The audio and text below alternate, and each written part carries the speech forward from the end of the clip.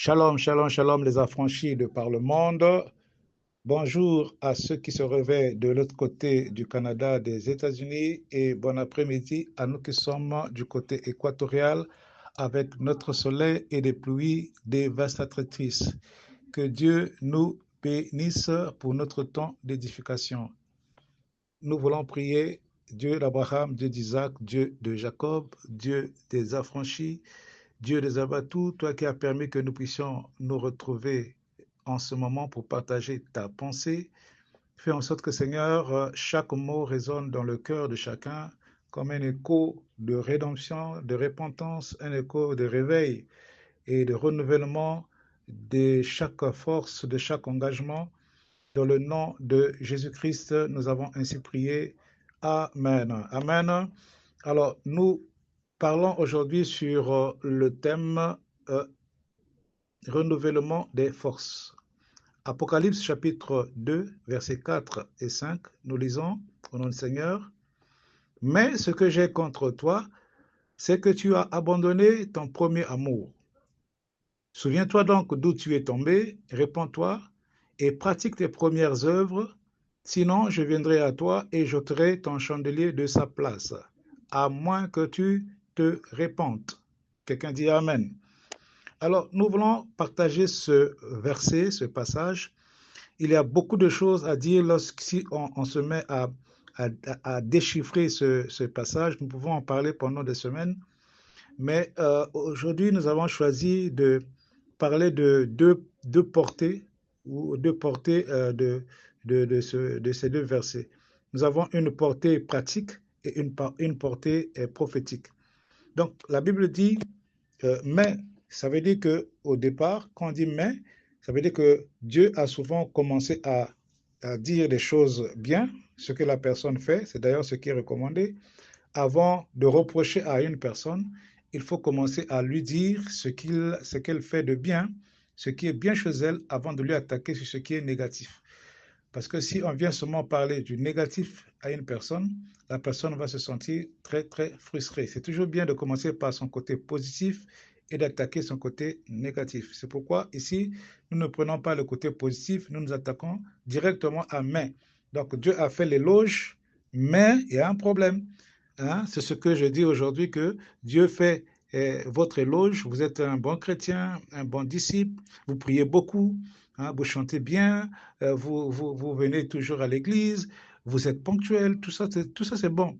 Tout cela, ce sont les éloges que Dieu nous fait, sauf qu'il a un problème avec nous. Il a dit, mais ce que j'ai contre toi.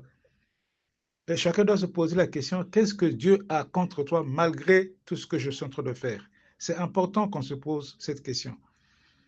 Ce que j'ai contre toi, c'est que tu as abandonné ton premier amour. Ça, c'est si Dieu prend la peine de venir s'adresser à un ange de l'Église, c'est-à-dire au responsable, au visionnaire d'une Église, pour parler premièrement de l'amour qui a été abandonné, ça veut dire que l'amour est une force. L'amour, la Bible dit que Dieu est amour et celui qui aime connaît Dieu. Celui qui n'aime pas ne sait pas que Dieu est amour. Tu ne peux pas dire que tu aimes Dieu ou tu sers Dieu sans pourtant que tu aimes Dieu. Et si tu aimes Dieu, il faut que tu aimes aussi ton prochain. Et la Bible dit ici que souviens-toi de ton premier amour. Ça veut dire que l'amour est quelque chose de cyclique. L'amour, même en amour éros, dans toutes sortes d'amour, l'amour peut commencer aujourd'hui, ça monte comme un lancement de produit et ça atteint le point culminant. Après, ça descend comme un avion.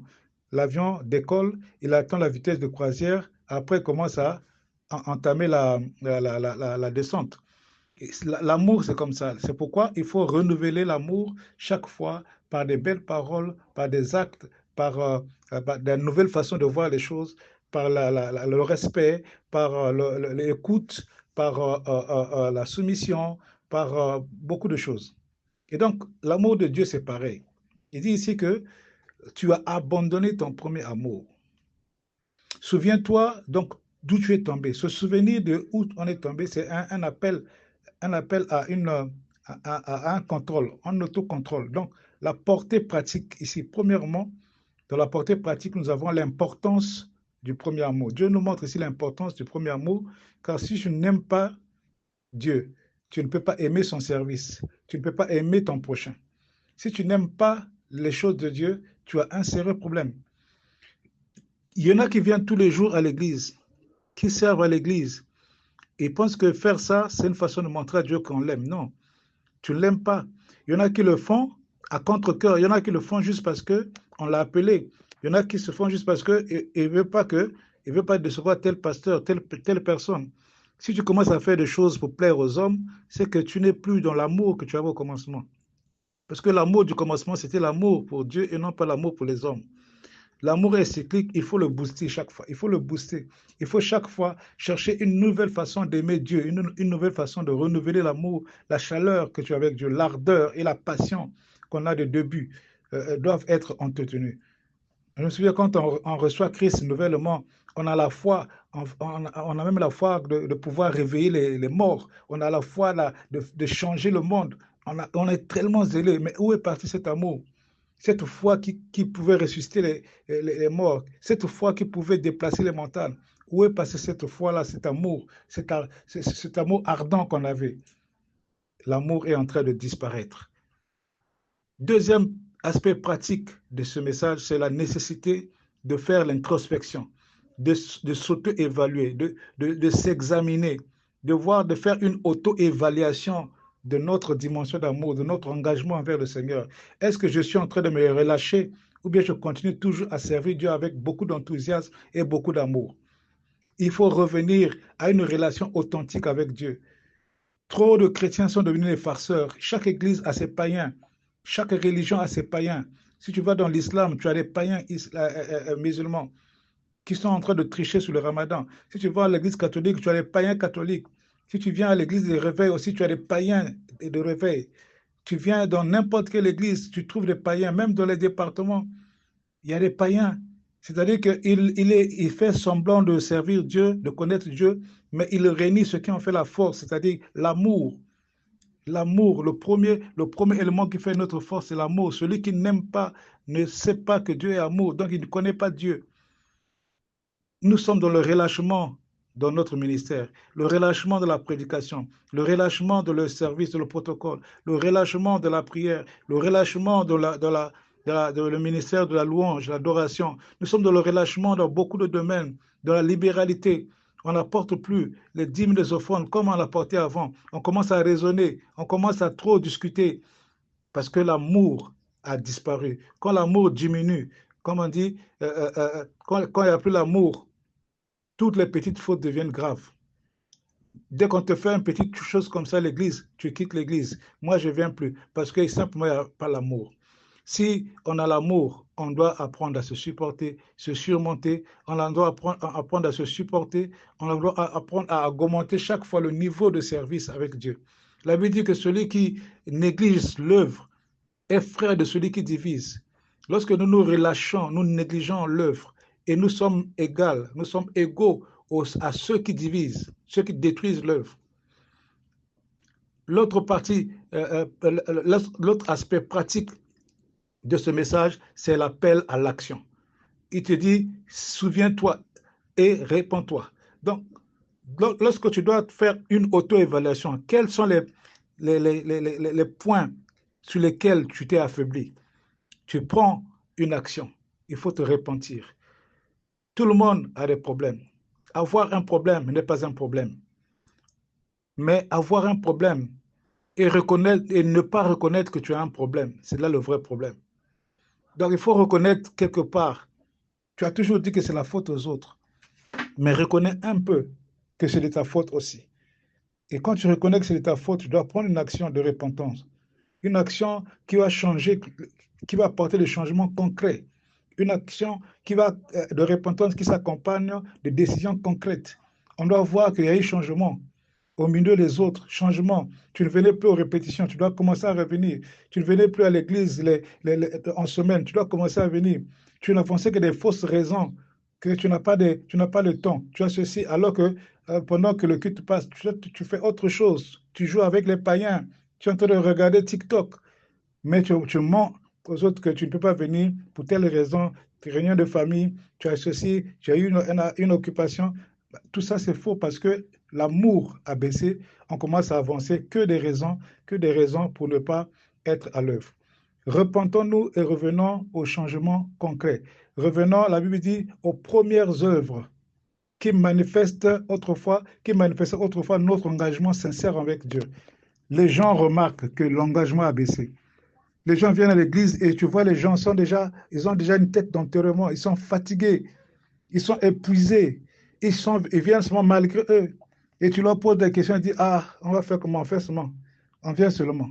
L'engagement n'est plus, ils viennent parce que ils viennent juste faire sa prière et repartir. Les problèmes de l'église, ce n'est plus leur problème. Nous devons prendre des actions pour changer la donne. Je donne l'exemple de Toyota Corolla. Vous savez, Toyota Corolla, c'est une compagnie japonaise qui livre des voitures moins chères en Afrique. La plupart des taxis, c'est Toyota Corolla. Et donc, Toyota Corolla a se dit, OK, on va gagner le marché américain. Ils ont créé une voiture de luxe. Ils ont créé une voiture de luxe, ils ont envoyé aux États-Unis et la voiture de luxe ne marchait pas. Les Américains n'achetaient pas la voiture de luxe parce qu'ils voyaient Toyota Corolla. Mais les spécialistes ont étudié la question, ils ont dit, mais qu'est-ce qui ne va pas? Une belle voiture comme ça, on a mis le confort, on a mis tout ce qu'il faut, mais les gens n'achètent pas. Qu'est-ce qui ne va pas avec cette voiture? Il y a un spécialiste qui a regardé et dit que votre problème, ce n'est pas le confort. Il y a tout le confort que les Américains aiment. Mais votre problème, c'est que le nom Toyota Corolla est attaché à une basse classe. Donc, un Américain, il va dire conduire Toyota Corolla, c'est conduire une voiture qui est moins chère. Même si la cherche cher, pour lui, dans sa tête, Corolla, c'est moins cher. Qu'est-ce qu'il faut faire? Il faut changer le mindset. Il faut modifier qu'on appelle ça, la réputation de la voiture. La solution était de changer de nom. Le problème, ce n'est pas le contenu. Le problème, c'est la marque. Le problème, ce n'est pas ta présence à l'église. Le problème, c'est la qualité de ton service. Le nom que tu donnes à ton service, à ton adoration. Le nom que tu donnes à ta façon de servir.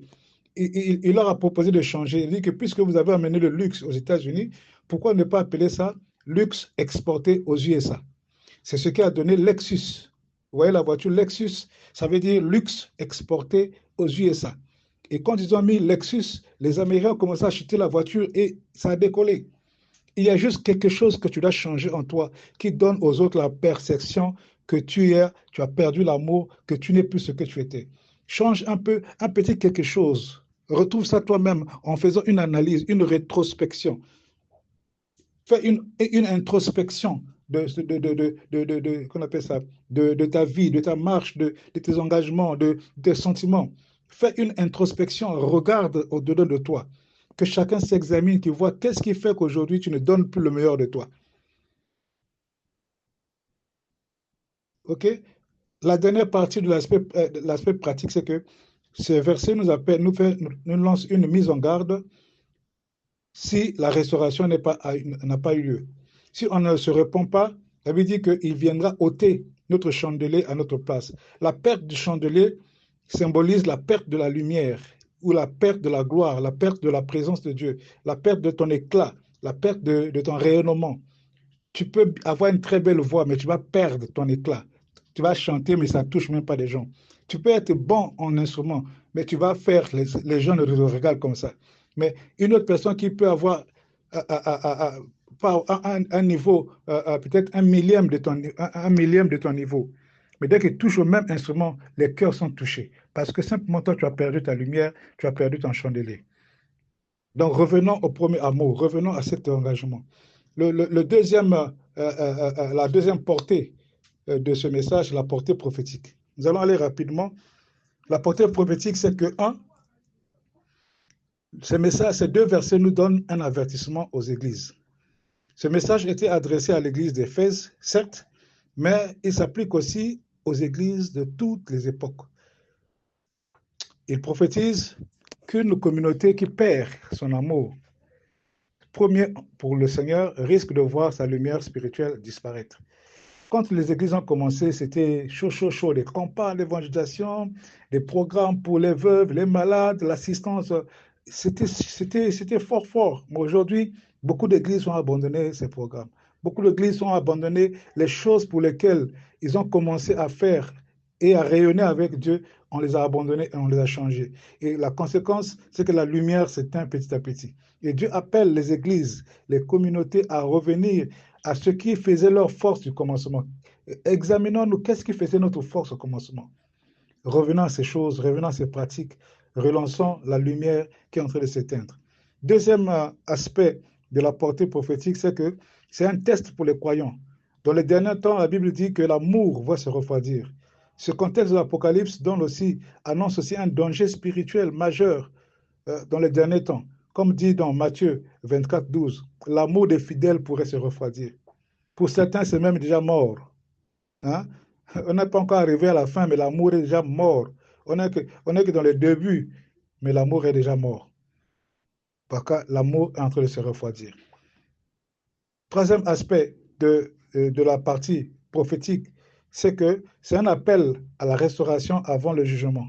Il montre que Dieu donne toujours une chance de se repentir avant d'exécuter son jugement, soulignant sa justice et sa miséricorde. Et j'aime dire que le temps de la grâce, ce n'est pas le temps du repos.